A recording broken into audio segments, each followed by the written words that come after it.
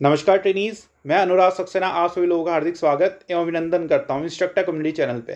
तो ट्रेनीज, अपनी सीरीज को कंटिन्यू करते हुए आज हम ITI फिटर सेकंड ईयर की जो सेमेस्टर थर्ड है मॉड्यूल 2 उसके क्वेश्चन नंबर 191 से 206 तक सॉल्व करेंगे और साथ में उनके कॉन्सेप्ट्स भी सीखेंगे।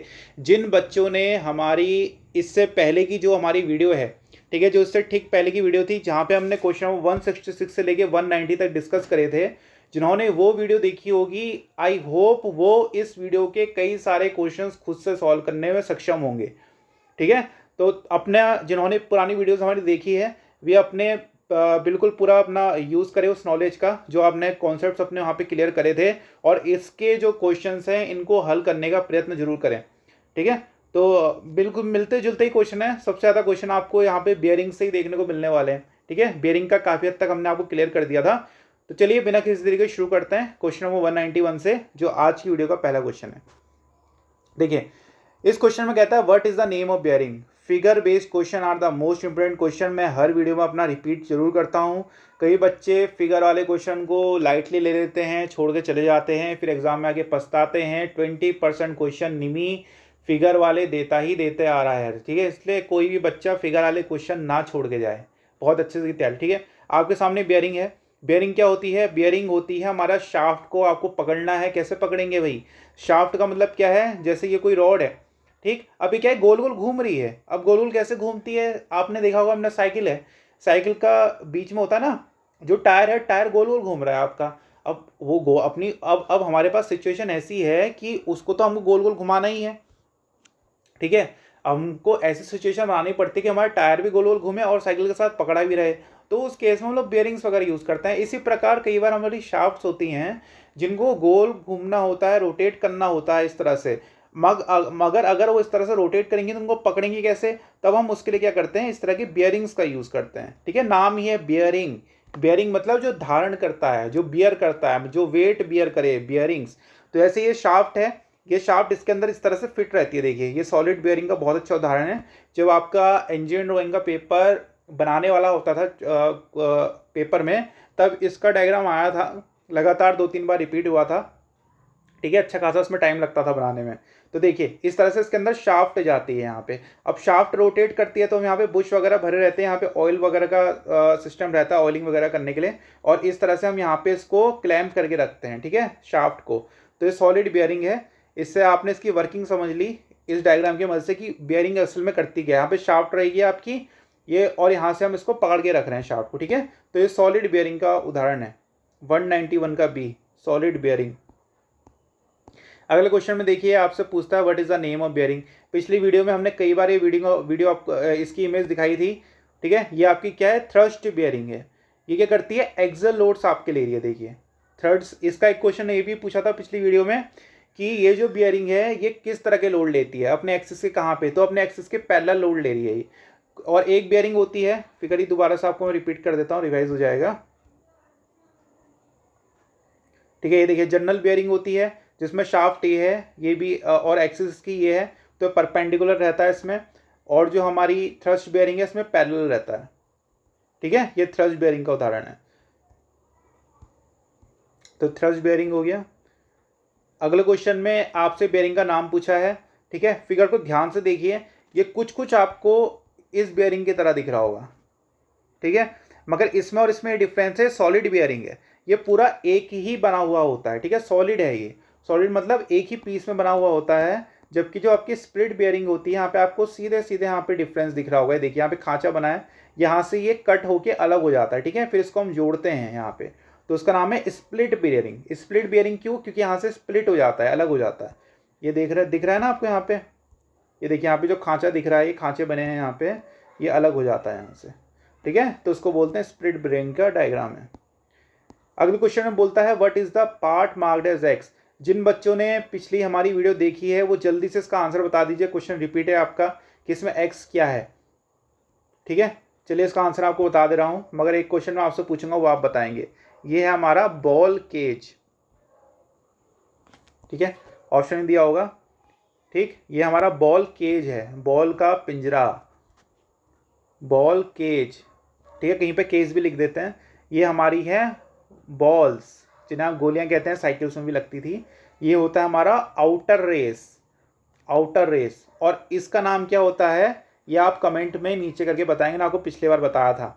ठीक है, कोई भी इसका कमेंट में आंसर दे दे, मैं उनको हार्ट दे दूंगा, जिसका सही आंसर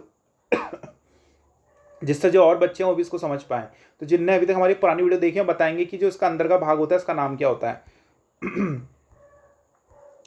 ठीक है, अगले क्वेश्चन में कहता है which type of bearing use for very heavy radial load. किस प्रकार की बियरिंग का उपयोग बहुत भारी रेडियल भार के लिए किया जाता है। तो उसके लिए हम लोग यूज़ करते हैं डबल रो रोलर बियरिंग। अगर हमारा बहुत भारी रेडियल लोड है, रेडियल लोड और एक्सियल लोड हमने पिछली वीडियो में आपको समझाया था, दोबारा से बता रहा हूँ।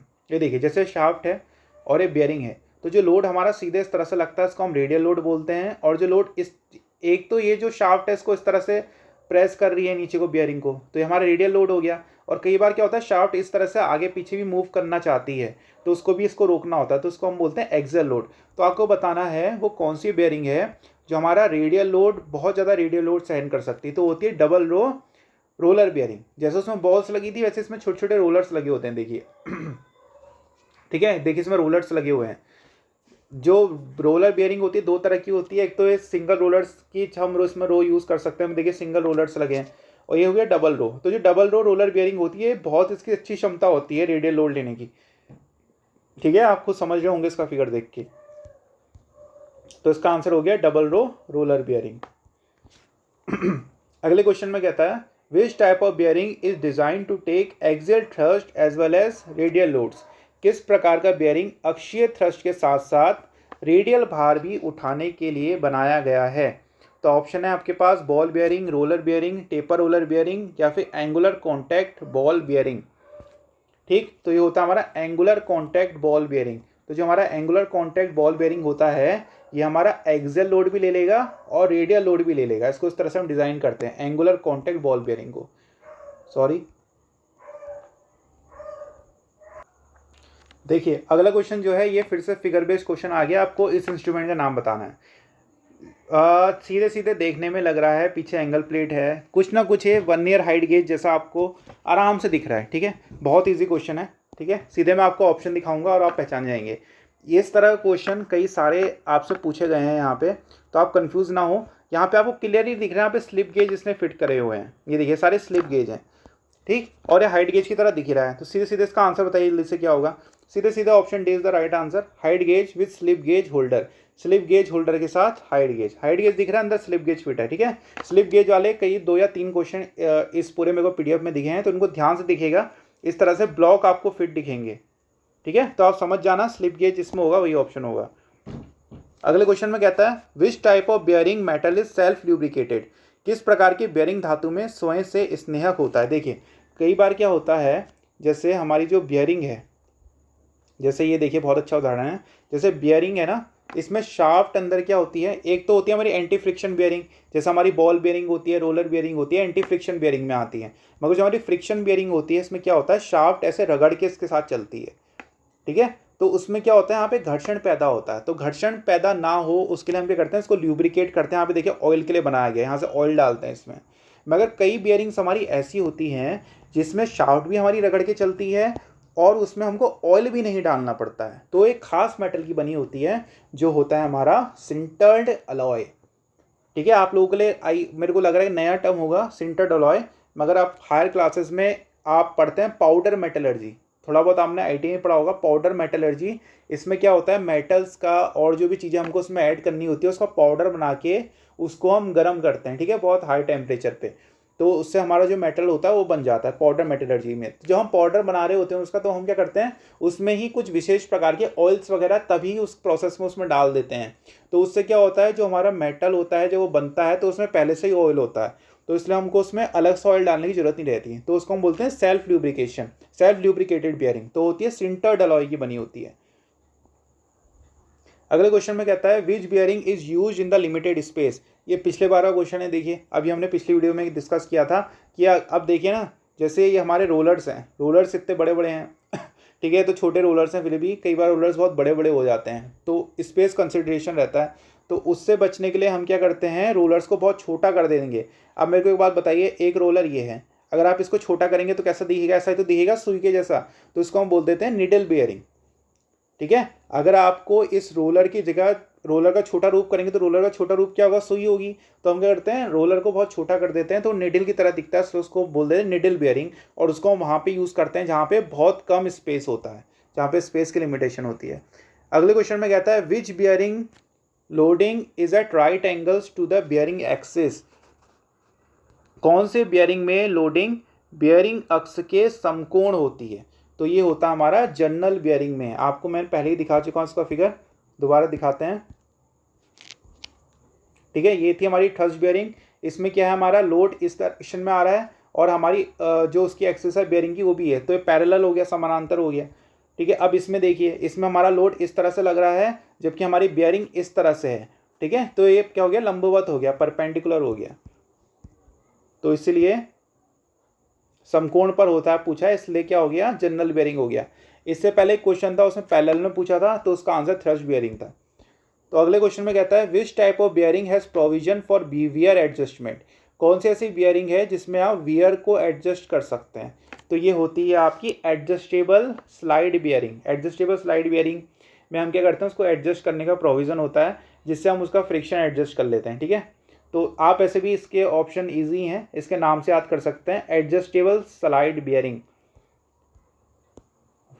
अगले क्वेश्चन में आपसे देखिए डायग्राम पता है, आपको बताना है इस की का नाम क्या है। कई बार हमने आपको पहले भी दिखाया है ये की। ठीक है, जल्दी से बता दीजिए इसका नाम क्या होगा। ये हमारी वुड रफ की है। ठीक है, ये जो गोल आपको दिख रही है ना सेमी सर्कल, ये वुड रफ की होती है। इसके क्वेश्चन बहुत आ चुके हैं पहले, तो वुड रफ की इज द राइट आंसर। बहुत ईजी क्वेश्चन है, 203 का सी। अगले क्वेश्चन में कहता है which part of ball bearing do not rotate along the bearing assembly. Ball bearing का कौन सा हिस्सा बियरिंग असेंबली के साथ घूमता नहीं है। सीधे फिगर में जाएंगे। ठीक है, ये देखिए हमारी बॉल बियरिंग है। अब आपको बताना है, इसमें 1 2 3 4 पार्ट आपको दिख रहे हैं, आपको बताना है वो कौन सा पार्ट है जो घूमता नहीं है, जो फिक्स रहता है। ठीक है, अब इसके साथ तो शाफ्ट फिट होगी ऐसे। ठीक है, जब इसका शाफ्ट फिट होगी तो क्या है, जो इनर रेस है हमारा ये घूमेगा। ठीक है, अब ये घूमेगा तो उसके साथ क्या होती हैं, बॉल्स भी घूमेंगी। बॉल्स घूमेंगी तो बॉल केज जो है, जो हमारी बियरिंग्स को सॉरी जो बॉल्स है उनको अलग अलग करके रख रहा है, उनको मैशअप नहीं होने दे रहा, पिंजरा टाइप का है एक उनके स्पेस के लिए, वो भी घूमेगा। मगर ये जो बाहर का आपको दिख रहा है ना आउटर रेस, ये हमारा क्या होता है, स्ट्रक्चर के साथ मशीन के साथ फिक्स रहता है अच्छे से, तो ये नहीं घूमता। ठीक, क्या घूमता है मैंने आपको बता दिया, इनर रेस भी घूमेगा, बॉल केज भी घूमेगा, बॉल्स तो घूमेंगी घूमेंगी, हमारा आउटर रेस नहीं घूमता। तो 204 का क्या आंसर हो गया, outer race is the right answer. Ball bearing का कौन सा हिस्सा बेयरिंग असेंबली के साथ घूमता नहीं है। ठीक है, 204 का सी। अगले क्वेश्चन में कह रहा है why extra clearance is provided between bearing and journal in the aluminium alloy bearing. Aluminium मिश्र धातु बियरिंग में बियरिंग और जर्नल के बीच अतिरिक्त क्लियरेंस क्यों दी जाती है, तो ये दी जाती है to overcome high thermal expansion. Thermal expansion का मतलब क्या होता है, आपको पता है जब भी हम कोई मेटल को हीट करते हैं तो वो फैलता है। ठीक है, जैसा आपने इस मेटल को हीट दिया तो फैल के ऐसा हो जाएगा। तो इससे बचने के लिए हम क्या करते हैं, जो हमारा जनरल बियरिंग होता है ना, बिटवीन बियरिंग एंड जनरल, जो जनरल बियरिंग होता है उसमें अलाउंस दे देते हैं शुरू में। ठीक है, क्लियरेंस एक्स्ट्रा क्लियरेंस दे देते हैं, जिससे अगर हमारी शाफ्ट, क्योंकि हीट तो पैदा होगी उसमें शाफ्ट में, तो अगर उसमें ज़्यादा हीट पैदा हो जाए और वो फैल भी जाए तब भी वो सीज ना हो, क्योंकि मेन उद्देश्य है कि शाफ्ट हमारी गोल घूमती रहे और वो रुके ना। अगले क्वेश्चन में कहता है how punching up of rolling elements avoided in the bearing assembly. Bearing assembly में रोलिंग तत्वों का एक साथ गुच्छन होना कैसे रोका जाता है। तो सीधे आप डायग्राम बताइए, आपको बताना है ये जो बॉल्स हैं ये आपस में, ऐसा भी तो हो सकता है ना सब इधर साइड को, क्योंकि इनके बीच में क्लियरेंस है कि सारी बॉल्स इधर आ गई, यहाँ पे गैप बन गया इस तरह से बीच में, ये सब होने से कौन इनको रोकता है, इनकी प्रॉपर पोजीशन में कौन बनाए रखता है। तो सीधे आपको दिख रहा है बॉल केज। ये क्या होता है, स्टील का या इसी तरह का सिमिलर मटेरियल होता है, उसमें इस तरह से खांचे बने रहते हैं, इस तरह से ये इस तरह से खांचे बने रहते हैं उसमें। ठीक है, तो यहाँ पे बॉल्स फिक्स रहती हैं इसमें, तो बॉल अपनी जगह से मूव नहीं करती, केवल रोटेट करती है अपनी जगह पे।